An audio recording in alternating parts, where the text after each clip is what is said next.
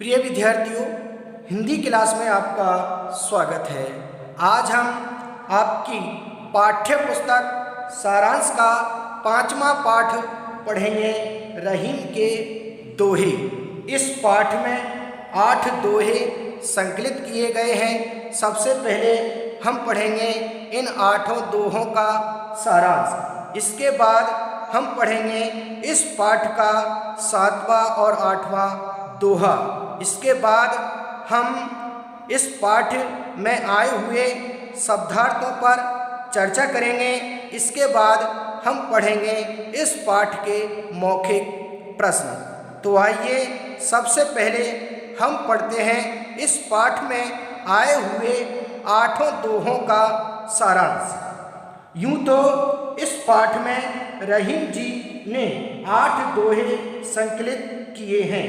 ये सभी दोहे नीतिपरक हैं। ये सभी दोहे नीतिपरक हैं। इनमें कोई ना कोई शिक्षा दी गई है। इनमें कोई ना कोई शिक्षा दी गई है। पहले दोहे में छोटी वस्तु का महत्व बताया गया है। पहले दोहे में छोटी वस्तु का महत्व बताया गया है। दूसरे दोहे में वाणी से व्यक्ति की पहचान होती है। दूसरे दोहे में वाणी से व्यक्ति की पहचान होती है तथा तीसरे दोहे में अवसर का प्रभाव दर्शाया गया है। तीसरे दोहे में अवसर का प्रभाव दर्शाया गया है।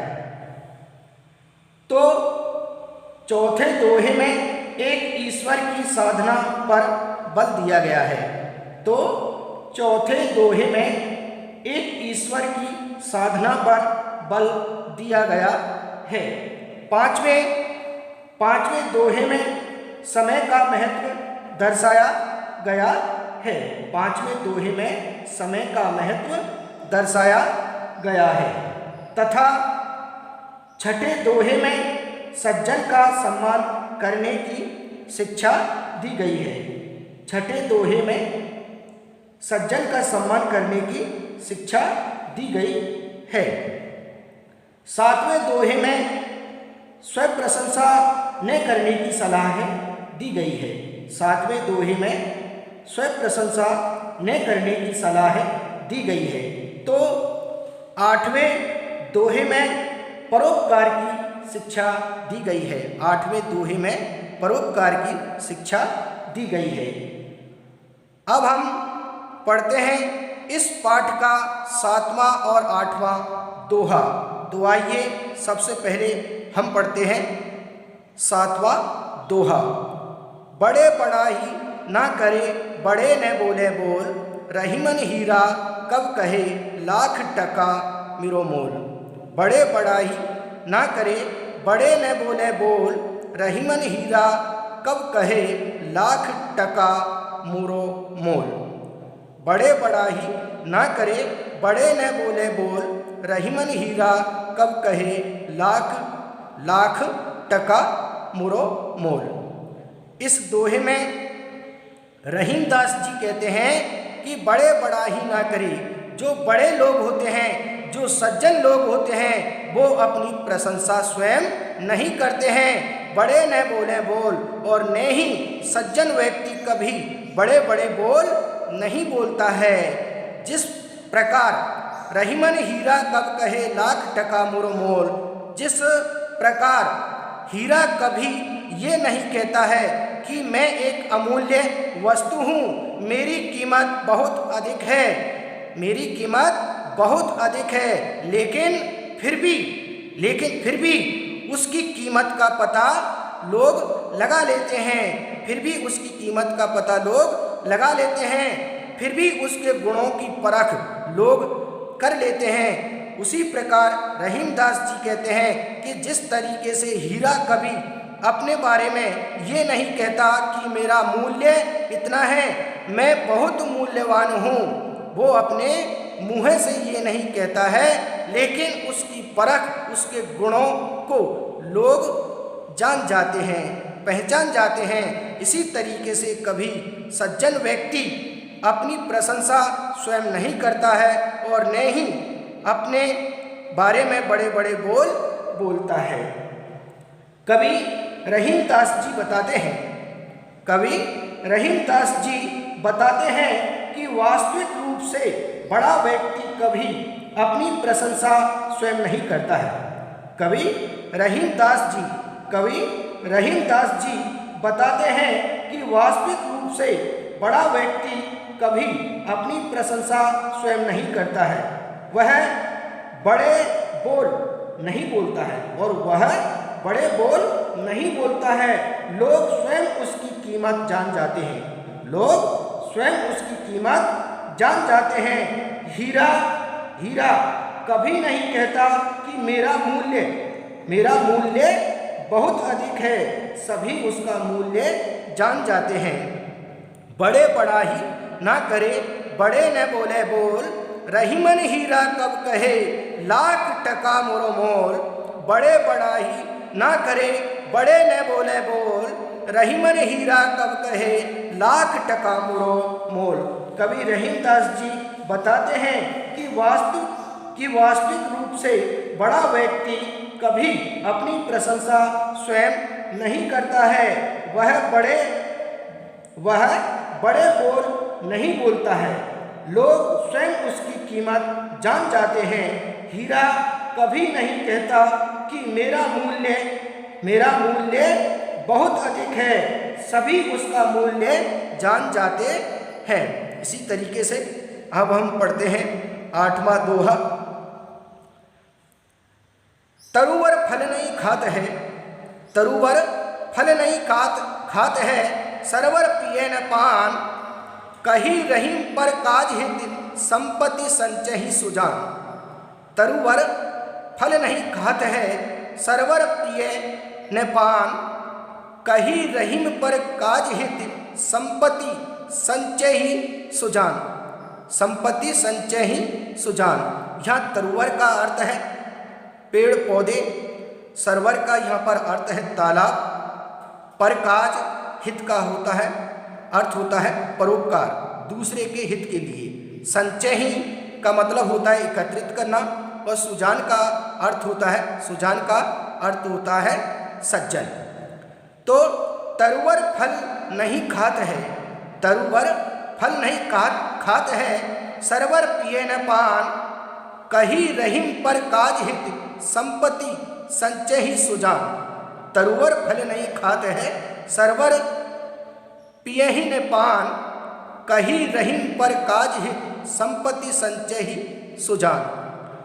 इस दोहे में रहीमदास जी कहते हैं कि जिस प्रकार पेड़ पौधे होते हैं उनमें जो फल लगते हैं उनका उपयोग कभी पेड़ पौधे नहीं करते हैं। उन फलों का उपयोग तो दूसरे लोग करते हैं। कभी पेड़ अपने फलों का उपयोग स्वयं नहीं करता है।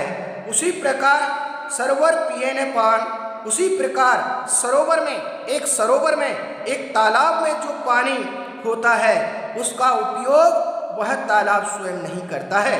वह पानी एकत्रित दूसरों के लिए करता है, परोपकार के लिए करता है, दूसरों के भले के लिए वह पानी इकट्ठा करता है। तालाब कभी अपने पानी का उपयोग स्वयं नहीं करता है। कही रहीम पर काज हित, संपत्ति संचहि सुजान।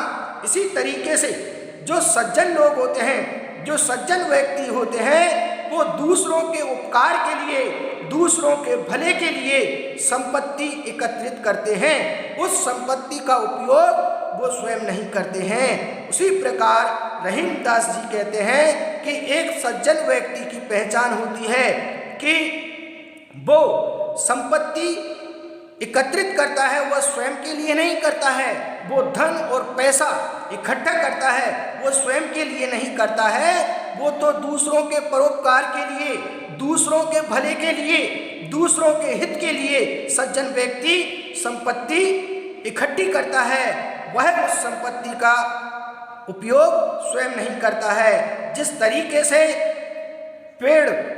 पेड़ में फल खिलते हैं, पेड़ में फल लगते हैं, लेकिन पेड़ उन फलों का उपयोग स्वयं नहीं करता है। और तालाब अपने में पानी इकट्ठा करता है, तालाब पानी इकट्ठा करता है, उस पानी का उपयोग तालाब स्वयं नहीं करता है। वो तो दूसरों के हित के लिए, दूसरों के भले के लिए, दूसरों के लाभ के लिए वह पानी इकट्ठा करता है। उसी प्रकार रहीमदास जी कहते हैं कि सज्जन जो लोग होते हैं वह धन इकट्ठा स्वयं के लिए नहीं करते हैं, वो दूसरों के परोपकार के लिए, दूसरों के हित के लिए, दूसरों के लाभ के लिए धन इकट्ठा करते हैं। ऐसे सज्जन व्यक्ति इस संसार में होते हैं जो हमेशा परोपकार करते हैं, आजीवन परोपकार करते रहते हैं, दूसरों का भला करते रहते हैं। तरुवर फल नहीं खाते हैं, सरवर पिए ही न पान, कही रहीम पर काज हित संपत्ति संचय सुजान। कवि रहीमदास जी कहते हैं, कवि रहीमदास जी कहते हैं कि पेड़ अपने फल कभी स्वयं नहीं खाते हैं। कवि रहीमदास जी कहते हैं कि पेड़ अपने फल कभी स्वयं नहीं खाते हैं, तालाब अपना जल स्वयं नहीं पीते हैं। इसी प्रकार सज्जन व्यक्ति दूसरों के हित या काम के लिए धन संपत्ति का संग्रह करते हैं। तरुवर फल नहीं खाते हैं, सरवर पिए न पान, कही रहीम पर काज हित संपत्ति संचय ही सुजान। कवि रहीमदास जी कहते हैं कि पेड़ अपने फल कभी स्वयं नहीं खाते हैं, तालाब अपना जल स्वयं नहीं पीते हैं। इसी प्रकार सज्जन व्यक्ति दूसरों के हित या काम के लिए धन संपत्ति का संग्रह करते हैं। अब हम पढ़ते हैं इस पाठ के कठिन शब्दार्थ। देखी का यहाँ पर अर्थ होता है देखकर, बड़ेल का अर्थ होता है बड़े को, लघु का अर्थ यहाँ पर होता है छोटा, डारी का अर्थ होता है यहाँ पर डाल देना, जो लौ का अर्थ होता है जब तक, काक का अर्थ होता है कौवा, पिक का अर्थ होता है कोयल, पावस का अर्थ होता है वर्षा ऋतु, दादुर का यहाँ पर अर्थ होता है मेंढक, मूलहीन का अर्थ होता है जड़, सूजन का अर्थ होता है सज्जन, तरुवर का अर्थ होता है पेड़, सरवर का अर्थ होता है तालाब, पर काज का अर्थ होता है दूसरों का काम, हित का अर्थ होता है के लिए भलाई, संचय ही का अर्थ होता है इकट्ठा करना या संग्रह करना, सुजान का अर्थ होता है चतुर व्यक्ति या सज्जन व्यक्ति। इसी तरीके से यहाँ पर कुछ मानक वर्तनी और प्रचलित वर्तनी शब्द दिए गए हैं, आप इन्हें याद करें। वसंत, इस तरीके से हम वसंत लिखेंगे तो ये अशुभ माना जाता है। वर्तमान समय में इस तरीके से हम वसंत लिखते हैं तो ये शुद्ध माना जाता है। इसी तरीके से यहाँ पर मुक्ताहार ये अशुद्ध है, मुक्ताहार इस तरीके से लिखा जाता है। संपत्ति इस तरीके से नहीं लिखा जाता है, संपत्ति इस तरीके से लिखा जाता है। अब हम पढ़ते हैं इस पाठ के मौखिक प्रश्न। यहाँ पर आपकी परीक्षाओं में कुछ इनसे संबंधित मौखिक प्रश्न पूछे जाते हैं। आप इन्हें, मैं मौखिक प्रश्न पढ़ रहा हूँ, साथ में इनके उत्तर भी बता रहा हूँ। पहला मौखिक प्रश्न है, रहीम का पूरा नाम क्या था? रहीम का पूरा नाम क्या था? तो आप इसका उत्तर देंगे, रहीम का पूरा नाम अब्दुल रहीम खान खाना था।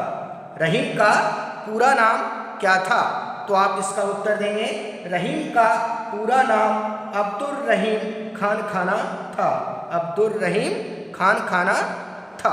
इसी तरीके से दूसरा प्रश्न है, इन दोहों को नीति के दोहे क्यों कहा जाता है? इन दोहों को नीति के दोहे क्यों कहा जाता है? तो आप इनका उत्तर देंगे, इन दोहों में, आप इसका क्या उत्तर देंगे? इन दोहों को नीति के दोहे क्यों कहा जाता है? तो आप इसका उत्तर देंगे, इन दोहों में नीति अर्थात लोक व्यवहार की शिक्षा दी गई है।